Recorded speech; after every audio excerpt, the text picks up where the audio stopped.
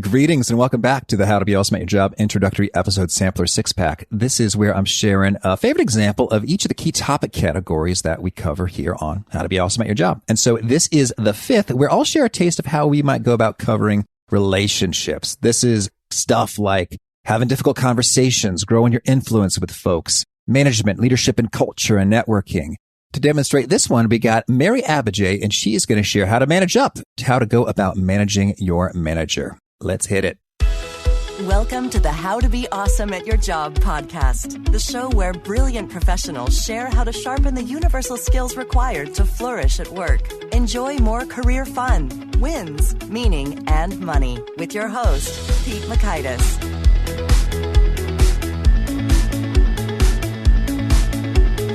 Hello, and thanks so much for joining us here for episode 275 with Mary Abbajay. Mary is talking about how you manage your manager, that delicate dance of managing up, how it's done with tact and aplomb and savvy. So you'll learn one, a tiny yet powerful thing you can do to differentiate yourself from 99% of employees. 2, key obstacles to managing up. And 3, strategies for dealing with difficult bosses. So if you'd like to check out the show notes or the transcript or the links to items that we've referenced, it's over at awesomeatyourjob.com/ep275. And while you're at awesomeatyourjob.com, I encourage you to check out some of our cool stuff. One handy resource I'd point you to is the Gold Nugget email list summary. So if you'd like to take notes when you're listening to the show, but your hands are indisposed, we take those notes for you and email them to you each time a new guest episode is released. So you have that text note format for your easy reference and review over at awesomeatyourjob.com. Now, here's Mary's story. Mary Abbajay is the president and co-founder of Careerstone Group, LLC, a woman-owned, full-service organizational and leadership development consultancy that delivers leading-edge talent and organizational development solutions to the public and private sectors. She currently serves on the Regional Market President's Board of BB&T Bank. She was chairman of the board for Leadership Greater Washington, where she led the Adult Signature Program, the Youth Leadership Program, and the Rising Leaders Program. Here is Mary. Mary, thanks so much for joining us here on the How to Be Awesome at Your Job podcast. Thank you so much. I am very excited to be on this podcast and to meet you and hopefully have a little bit of fun today. Oh, yes. Well, I certainly think we will. And speaking of fun, I understand you co-founded and co-own a fun spot in BC. What's the Toledo Lounge all about? Oh, digging up my past, are you, Pete? Yeah, it's my claim to fame. Yeah, you know, it's funny. My sister and I opened a bar, I want to say it was in the 90s. That shows you how old I am. And it was called the Toledo Lounge because it was our hometown was Toledo, Ohio, and we were in Washington, D.C., and we thought D.C. was a little too self-important. So we're going to open up a little dive bar, and our little dive bar turned into this huge raging success, packed every night. And we ran it for like 13 years. But I only worked at it for a couple of years. But the best part about it was that a lot of the people that came back then in the 90s, the mid to late 90s, are now very famous people that you see on TV all the time. And I knew them when they were just young, drunk people. Oh, that's great. And so what's the status of the Toledo Lounge today? We sold it a couple of years ago. So I worked at it for a couple of years, and it's really, really boring, let me tell you, to own a bar. But we kept it running. We had my husband's brother ran it for like 10 or 12 years, and then we sold it.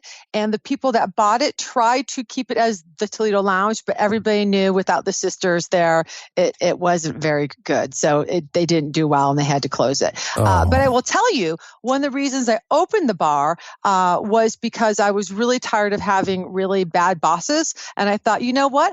I can be my own bad boss. So actually, looking back, it was kind of a pivotal moment in my life in terms of what I went on to do afterwards. Well, that's cool. Yes. Tell us, orienting quickly a bit, what is it you're doing now afterwards in the world of professional development? Yeah. So what we do, I own a little company. I have about 5 people on my team, and we do organizational development and professional development training. So I like to say we do one of 2 things. We're either helping organizations create environments where people can be really successful, can be engaged, can do great work, or we are helping the people be able to be great workers and bring their full self and be really successful in the work life. So we help people play well together, and we help people play well. Okay, excellent. And so along those lines, you've got this book, Managing Up, an important topic. What is it all about? Why is it important now? So I think it's very important now for a couple of reasons. Well, first of all, it's important because managing up is an essential skill for your career, right? You have one career and it's up to you to manage it. And part of what's going to help your career is your boss. Like your boss actually matters. Your boss has a lot of influence over your career trajectory, a lot of influence over the kind of opportunities that come your way. So it's really incumbent on you to really develop that relationship, right? And it's about what you can do. And the other reason I think it's important now is I think we've gone really far to the employee engagement side, which is a great thing. I'm all about that. And I think that we have lost, or some of us have lost sort of the understanding that we have to bring our best selves to work as well. And that we can't really wait or expect our leaders and our managers and our organizations to do everything for us. We're partners in that. And so managing up, I think, is important, especially as the demographics of the workplace change, to remind people that, hey, it's not all on the organization to do everything for you. You have to bring some stuff as well. Okay. Well, and so then I think for some who have never managed up, that maybe require a little bit of a paradigm shift. Like, what? Yeah. Is that even appropriate? So maybe you could start there in terms of what is the appropriate way in terms of broad mindset and perspective to think about the extent to which we should be managing our bosses and how that works. Yeah, that's a great question. And it does require a paradigm shift for many people. So the first thing you want to think about is, who is your boss? And what are you willing to do to adapt to your boss? And when we talk about managing up, I want to say a lot of people have a misconception about it. They think it's about brown nosing or manipulating or sucking up or, or being a bootlicker or anything like that. And it's really not that at all. In fact, if you are doing that, you actually aren't managing up. You're just being a manipulative, brown noser. What managing up is, it's about building consciously and deliberately a robust relationship with people who are higher in the food chain with you. And these are people that have different perspectives, probably different priorities. They may have different work styles. So it's about looking at how your boss likes to work, how you like to work, and if there's assessing that gap and then taking adaptive strategies to really work well with your boss. And the thing is, it's actually, Pete, it's actually about being a really good follower. And in America, we hate the F word, right? We hate the follower word because we love leaders in America, right? Leaders, we teach it, we preach it. It's a $14 billion with a B industry. But with all those leaders, who's doing the work, right? Who's following? So it's about really understanding how you can close that gap in power and structure to build that relationship. It's about becoming an empowered follower by being adaptive. Okay, understood. And so then it sounds like you're suggesting that in many ways, it's just about getting the clear understanding of how you work, how boss works, and how that can work well together. So could you maybe give us a bit of an example in terms of, hey, here's something that could be causing a bit of friction and the optimal way to address it? Really, it goes from things as simple as understanding what's important to your boss. Okay, so for me, and we have a consulting company, so for me, clients are important. We live and die by our clients. We love our clients. Like, I'll do anything for a client within reason and that's legal, right? That would be helpful. And one of the things that's important to me is that they know that we're there for them. So I really expect my team to, if a client emails us, to get back to them pretty quickly. You don't have to have their answer, but you have to acknowledge that their email or their communication. So if you know that's important to me, then you need to do that. And so, for example, it's also important for me as a boss that I know that you got my email, and you better say you got it instead of just waiting for weeks and then later saying, oh yeah, I got it. So it's those little things like that, like knowing those preferences and what matters and adapting to them. And it could be that to like really big things, like what are the priorities that your boss wants to accomplish? Where are their goals? And how are you aligning your work to achieve their goals?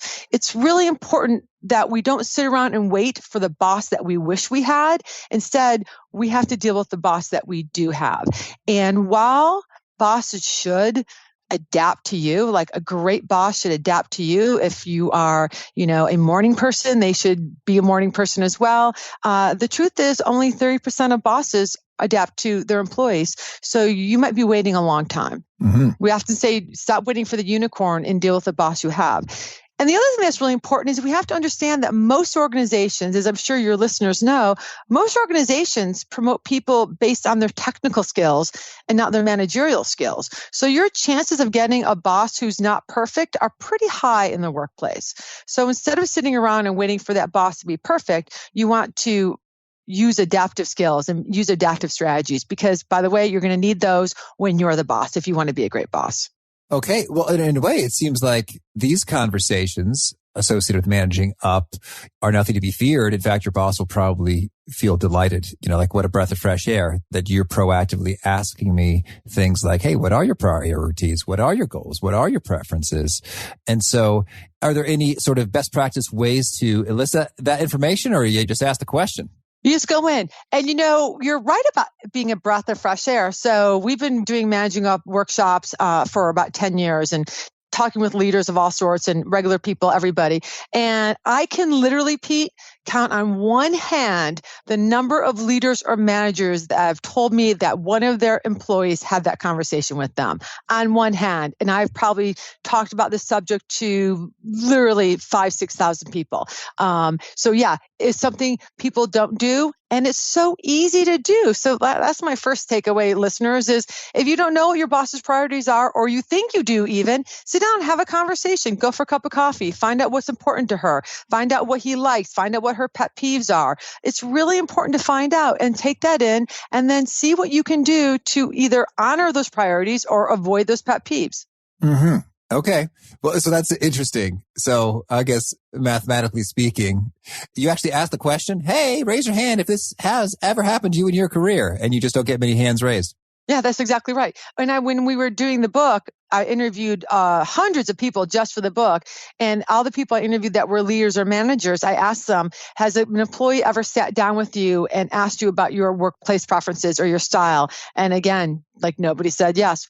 Like 2 people said yes. Wow. It's crazy. Well, that is striking because I figured, it'd be the minority, right? But to be in the ballpark of under 1% is crazy. Striking. Yeah. And so, oh, wow, what a takeaway right there in terms of it don't take much to really stand out and be supremely impressive.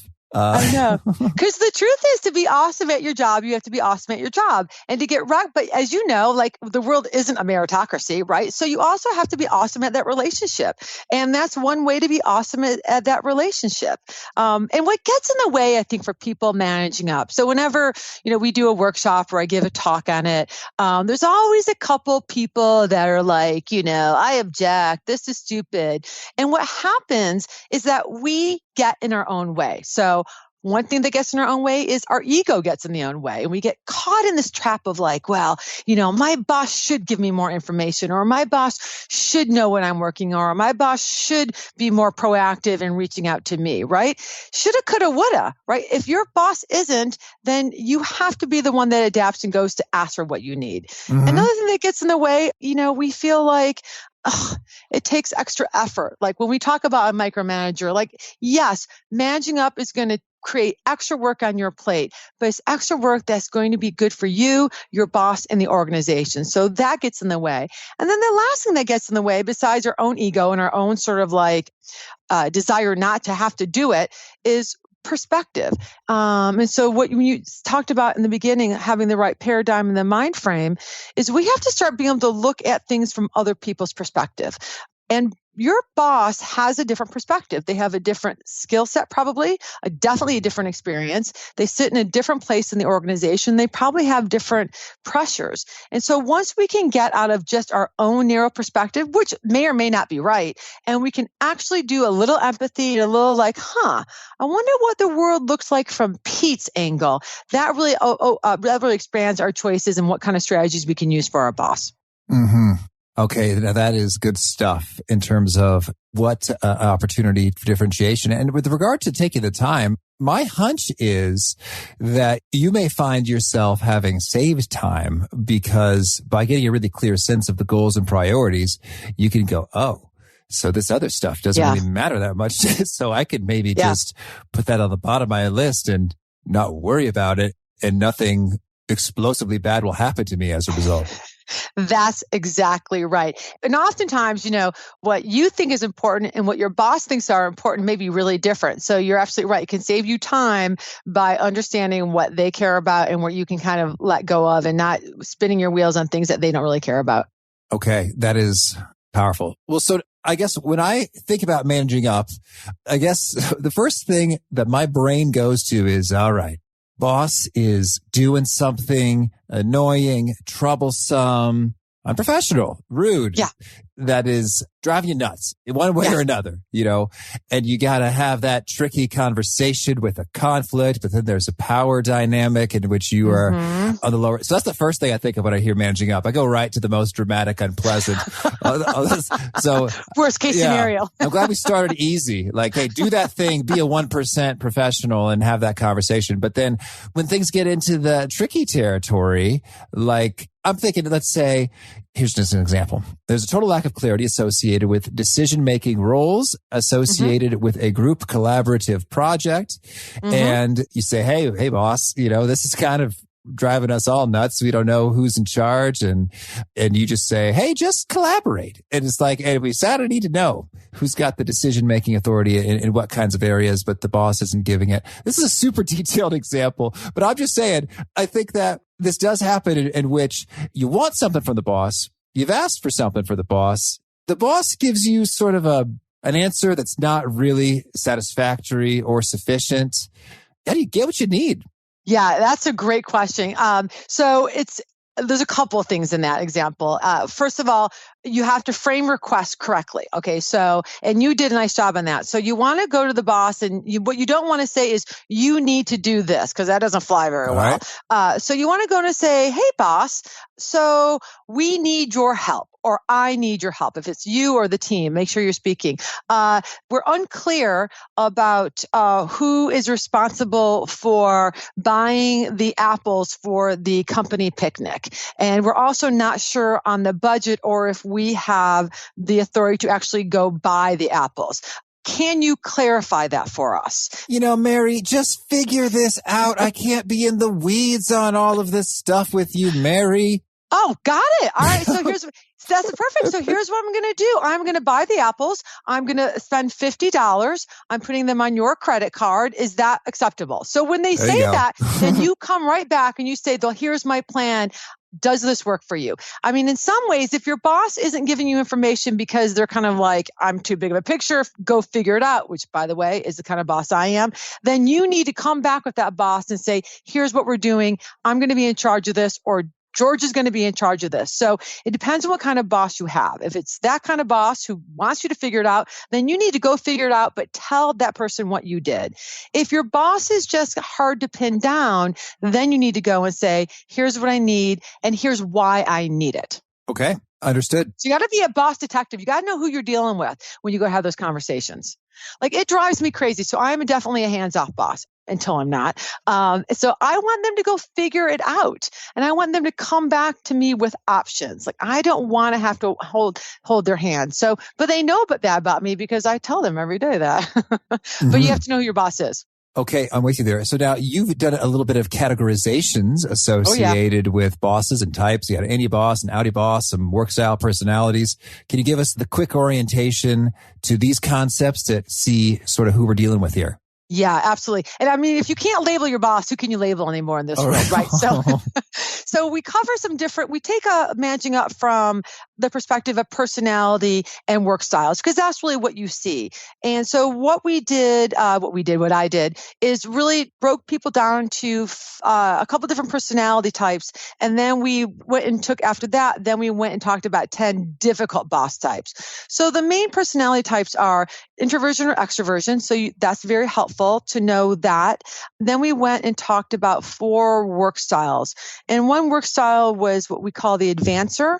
And the advancer advancer is the person that's, I'm an advancer, for example, fast-paced, task-oriented, wants to get a lot of stuff done quickly, doesn't really want a lot of, soft, huggy, muggy relationship building. I love my people, but I don't want to talk to them all the time about it. And just really focuses on tasks and getting things done, wants to make decisions quickly, very pragmatic, move the ball forward all the time. Then another boss type is also very fast-paced. We call this boss the influencer or the enthusiast. And this boss is about high energy, moving things forward, but moving with people. So they're kind of a cheerleader, like the inspirational person, loves to take risks, loves to innovate, loves to do different things, and wants it done with people along their side. So fast-paced and people-oriented. Mm-hmm. Then the third type that we talk about, these are the people that we call them the evaluators. So they slow it down. They're the efficient perfectionists. They're task-oriented, so not warm and fuzzy, but not cold. They love the details. They want things done right. They're like the measure twice, then measure twice again, and then cut once. We call these the evaluators. Different energy, and what they care about is getting things right every single time. And then the last boss that we talk about is people-oriented. They are people-oriented, and they are also moderate pace. So they want to kind of slow things down. They care about the people. These are the people that want to build team. They want to make sure everybody's happy. They don't want to make anybody unhappy. They want to get things right, and they want everyone to be secure. And this boss we call the harmonizer. Mm-hmm. Okay. Understood. And so then once I know that, I imagine you're saying, go ahead and give them what they want. Yeah. So for example, if your boss is an advancer like me and they're fast paced and they want to get stuff done and they don't want to be huggy muggy and they don't want a lot of chit chat, they want decisions made, then you want to really pay attention to that personality and do things that work best for them. For example, if your boss is always impatient and in a hurry and just wants stuff done, when you go into their office, don't sit down, flop on a chair and then just chit chat for 15 minutes. They'll want to punch you in the face. You want to be able to go in, be brief, be businesslike, and be gone. So you want to pay attention to the different personalities and work styles so you know what works for these bosses. For example, if you have an energizer boss, one of the qualities of this boss is they're optimistic, they're enthusiastic, and they're going to come in, Pete, and they're going to be like, wow, let's do this new idea. Let's put an office on the moon. And you're going to be tempted to be like, that's dumb, and be a wet blanket. And so you can't do that with that boss.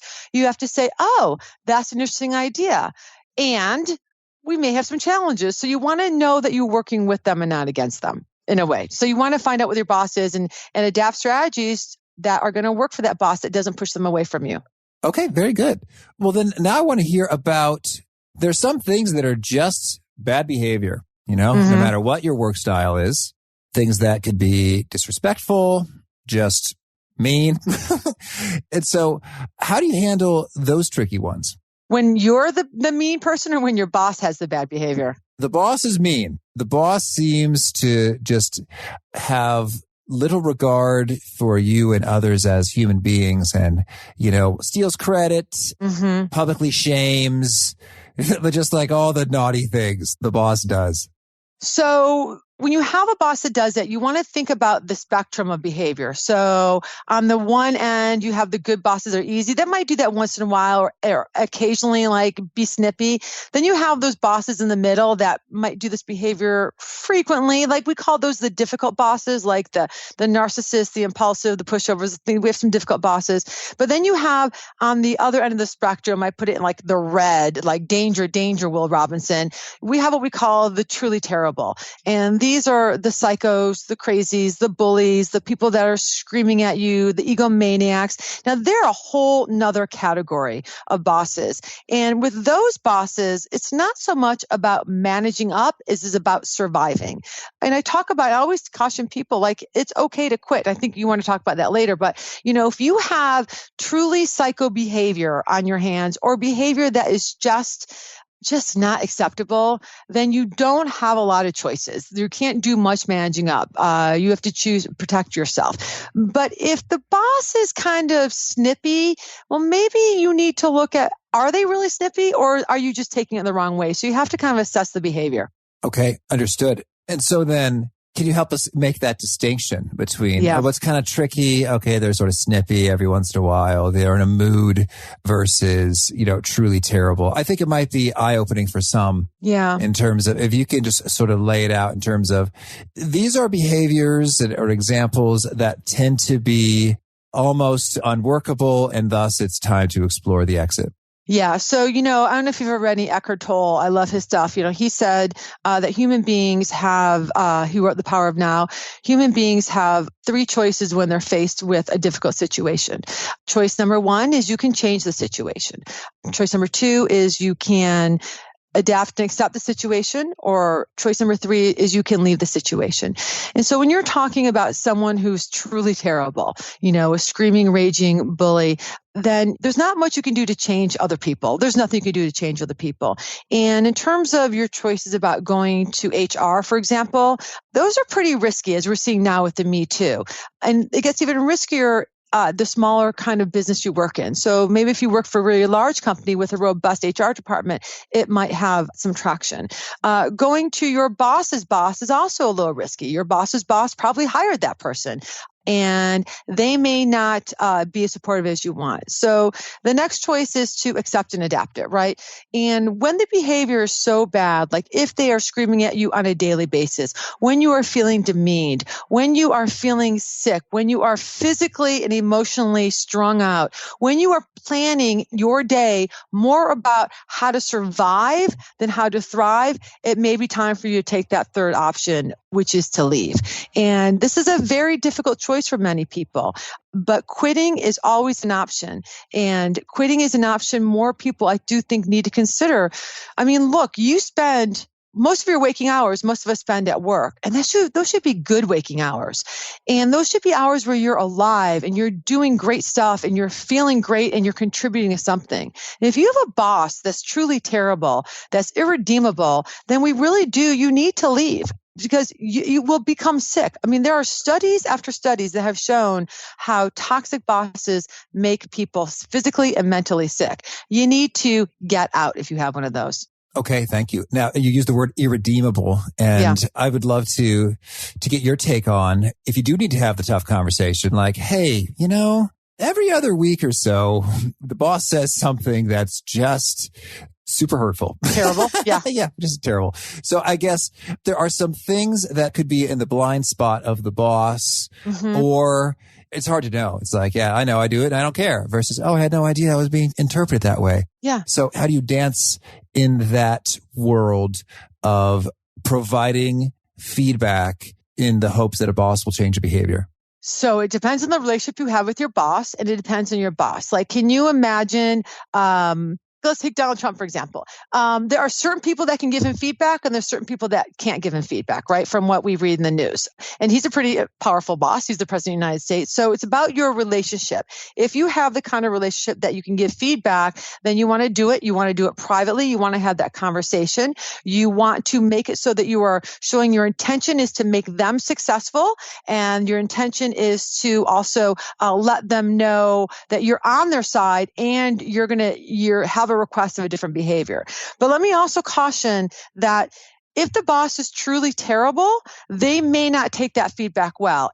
If you really believe that it's a blind spot and they don't know, that's good. But if they're truly a bully or a true, really heavy narcissist, that conversation may backfire on you. And so you want to be really careful. And also you want to look at, are you the only one being targeted, or is it everybody? So that conversation is very difficult, and that's a case-by-case situation. And if you do have that conversation, be prepared for it not to go well, and role play it first. Okay. Because the truth is, a lot of people might just say what you did. They might just say, yeah, I'm a screamer, I don't care. So now the choice is clear for you. You can either stay there and deal with the screaming, right? And kind of put on your golden work shield every day so it doesn't impact you, or you can choose to leave. And the other thing you have to do is assess, is it worth it? So I know a lot of people would say I would never work for someone who screams or belittles me or embarrasses me in front of people or is a narcissist. Well, then a lot of people would never have worked for Steve Jobs, right? Because that's pretty much how they describe him. So only you can decide what you're willing to put up with and what is worth it to you. But what I don't want people to do is think that they don't have choice. Really, at the end of the day, I want people to be in choice. You get to choose what adaptive strategies you use for your boss, and you get to choose how you want to be treated. Okay, very cool. Thank you. Now, toward the end of the book, you've got 50 tips for managing your manager. Can you share a couple of those that have been just supremely resonant with folks and helpful? Well, the first tip is really learn what your boss wants and adapt to it, right? It's not about if you're waiting for yourself to adapt. If you're waiting for your boss to adapt to you, you might be waiting for a very long time. So you want to really find out what's important to him or her and see what you can adapt. You want to bring solutions, not problems. And depending on what kind of boss you have, will depend on what kind of solutions you'll have. So for example, if you have an advancer or you have an extrovert, then you're going to bring a couple of solutions. So one thing that people tend to do in the workplace is they tend to complain. But inside every kind of complaint is a request. So don't bring a problem without a solution and don't bring a complaint without a request. I mean, these are just classic, and they're classic because they work. The other thing is respecting your boss's time. When you walk into her or his office, you want to be clear and prepared about what you need. Because in addition to managing you and others, your boss most likely has her own tasks to accomplish. So know what you need from your boss and then get out. Okay. Make sure you align your priorities. Oftentimes we get stuck in our own priorities and we're not shifting for our bosses. Being proactive is huge. And that means really, God, I love it when my staff is proactive. I love it when they look at my calendar and like, oh, Mary's doing a podcast.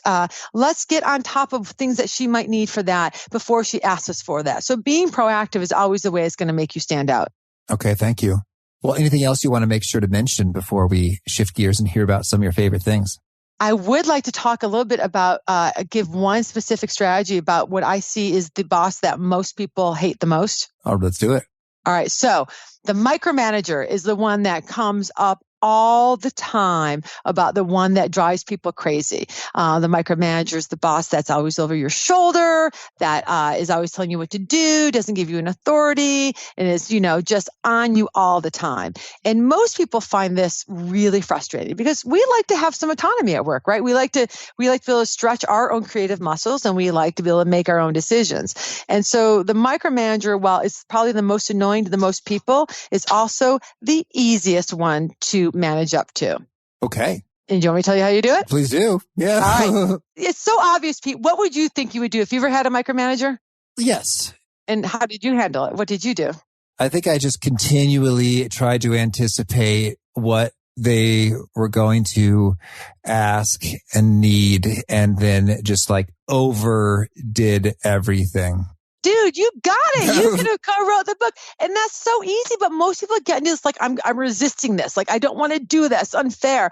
But you need to flood them with information before they ask. You need to anticipate this behavior. You're not going to change them right away. It either is based on their lack of trust of you or they just need to know. So stop resisting it and just give them the information before they ask. Give them as much as you can, whenever you can, and find out what's important to them.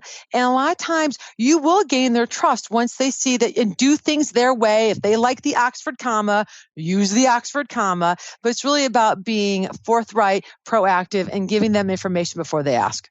Okay. Got it. Thank you. You're welcome. Okay. Well, now can you share with us a favorite quote so that you find inspiring? So I think, and I'm not going to get it exactly right. I tried to find it before this, but it's from Cher. It was something that I read years ago when I was younger, trying to figure out what I wanted to do with my life. And she said, I didn't know what I wanted to do with my life. So I just kept not doing the things I didn't want to do. And pretty soon I was doing the things that I wanted to do. And I really like that because I think your career is a journey and it's a marathon. And I think there's a lot of pressure to know exactly what you want to do, especially when you get out of school. So for those of us who took us a little while to figure out what you do, just keep trying different things. All right, great. And how about a favorite study or experiment or a bit of research? I'm really into like the neuroscience of emotions and interaction. So there's some great work being done by people like David Rock that's really, they're pinpointing like what parts of your brain light up with different emotions and what human beings need. So it's actually giving the hard science to what people call the soft skills and the soft science. So I'm really into that lately. Oh, cool. And how about a favorite book? Well, I'm an English major, so this is like choosing a favorite child. So I'm going to go fiction, being an old English major. And my favorite book, I would have to say, is a book called Their Eyes Were Watching God by Zora Neale Hurston. And I love this book because it's a story of a woman, and most of us would be like, oh my God, how horrible, terrible things have happened to her. But at the end of the book, she is blessed and thankful for everything that her life brought to her. And I just really like that sort of embracing what life is and never letting yourself be a victim. Oh, thank you. And how about a favorite tool, something that helps you be awesome at your job? All right. So I couldn't do my job without Google. Like, let's just give old fashioned Google a big shout out. And I think I'm really in lately to something called the Pomodoro method. I'm kind of old school here, which is this 25-minute productivity tool where it forces you to work for 25 minutes straight without answering email. And I'm loving that. And then, of course, I don't know what I would do without my Starbucks pre-order app because I hate waiting in lines. Okay. Thank you. And how about a favorite habit, something that helps you flourish? I take a walk. I'm a 10,000 step girl, right? So I try to get my 10,000 steps in every single day. In fact, when I'm done with this podcast, even though it's raining, I got 1,300 more steps to get in today. But I really find walking for about 45 minutes to an hour every day is something that really keeps me sane. Cool. And is there a particular nugget or piece that you share that seems to get quoted back to you frequently? Yeah, there's a lot. But I'm thinking lately, people always say that I say, just do it. Just do it. Like, don't complain. Just do it. Make it work. Figure it out and take control of your life. All right. And Mary, if folks want to learn more or get in touch, where would you point them? If they want to learn more about me, they can either go to Twitter at Mary Abbajay. They can go to my website, either Careerstonegroup.com or Managing Up the Book. But if you want to get in touch with me, I'm kind of old school and I do like the email. It kind of runs my life. So if you need to talk to me, you can email me, Mary@Careerstonegroup.com. Okay. And do you have a final challenge or call to action you'd issue to folks seeking to be awesome at their jobs? I do. It's kind of a twofold. One is adapt. It's really important to be awesome at your job, to always be willing to adapt, to be able to accept change, to be able to look around, be strategic, and adapt to what is. As we know from biology, that in evolution, that people who adapt, people who can be flexible, are the people that we're going to be around for the long haul. And the second one, which I feel very strongly about, is take responsibility. And I mean this in two ways. I think people need to take responsibility for gaining the skills that they need to be awesome at their job. They need to take responsibility that they're always developing their career and their skills, and responsibility for driving their career. And we all need to take responsibility for our impact in the world and our impact in other people. It's about understanding, separating your intention from your impact, and to be able to be someone that impacts in a positive way, which I like to say leaves a positive wake after every encounter with people, so that people feel great about you, about the encounter, but mostly so people feel great about themselves. Oh, beautiful. Thank you. Well, Mary, thank you so much for taking this time and writing this book. I think it's going to be transformative for a lot of folks in terms of relationships improved, fast tracks joined, and some bosses left. So everybody wins, no matter which way it goes. So much appreciated, and please keep up the great work. Thank you. And Pete, you are a doll face. It was so much fun to be on your show. Thank you again for having me, and I wish you the best. I really love how Mary highlighted that conversation to have. It's like, hey, what are your preferences with regard to these things? And how just about nobody does it. And I brought this up in a workshop today because it naturally occurred. I was leading this session and someone said, oh yeah, I should probably do that, but I don't want to because it feels robotic. Like, how may I assist you optimally? And I guess it might strike some as robotic, but if you have that same resistance point, I just want to offer you some encouragement. You can do it real as a human, not a robot, at their service, and just say, hey, I was just curious. We never really did discuss. Do you like it when I do this or that? Or would you prefer we do this? Hey, and while we're at it, what about this? I think you can just make it very real and natural and human. And so, yeah, if that's an objection for others, I'd recommend just giving it a shot, making it your own, making it real, your style. so that the conversation gets had in a real sort of a way. So thought I'd hit that there. And again, if you want to check out the show notes, the transcript, the links to items that we've referenced, it's over at awesomeatyourjob.com/F275. And if you haven't already, I hope you'll push subscribe. You'll hear from our next guest. It is Alex Grodnick from Wall Street Oasis, and he's going to share a bit about persistence, how to not take no for an answer in the business world. Hope to get you there. Peace. Thanks for listening. To get the most out of the show, we recommend 2 key things. First, check out the extra resources at awesomeatyourjob.com. You can find this episode's transcript and links, as well as the perfect episode for your situation. You can search the full text transcripts of hundreds of episodes or explore episodes tagged by topic and competency covered. Second, subscribe to the podcast and get future episodes automatically. You can subscribe by telling Siri and several other smartphones and speakers, subscribe to the How to Be Awesome at Your Job podcast, or by tapping subscribe in your podcast player of choice. If you'd like some extra help figuring out podcasts and how subscriptions work, visit awesomeatyourjob.com/subscribe for guidance. Hope to catch you on the next episode of How to Be Awesome at Your Job.